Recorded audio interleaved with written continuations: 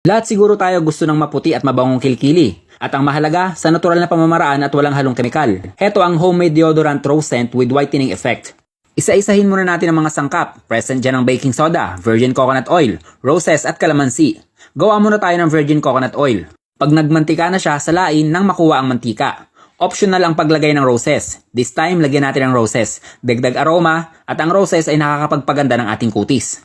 Once medyo magkulay lavender na ang roses, pwede mo na yang hanguin at salain. Pigain lang maigi ang roses para makuha ang mantika at amoy ng roses. Sa pagmix ng mga sangkap, isang nyog lang pala ang ginamit ko dyan. 3 kutsarang kalamansi, 1 kutsarang baking soda. Normal yung bumula pag naglagay ng baking soda. Ayan ang pangunahing sangkap para pumuti ang ating kilikili.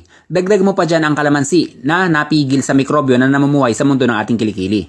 Haluin lang maigi hanggang magsama-sama lahat ng sangkap. Idagdag ko lang, kung may baby oil kayo dyan, pwede nyo na yung gamitin, pamalit sa virgin coconut oil. May dagdag aroma din yun, di mo na need ng roses. Pag ililipat mo na siya sa may lalagyanan, wag mo nang isama yung latak na natira sa baking soda. Goodbye Tokpo, hello cutie kilikili. If you like this video, click the like button. At kung gusto mo maging masaya ako ngayon, click mo na ang follow button. At yan ay 1 minutong dagdag kaalaman, galing sa isang magsasaka.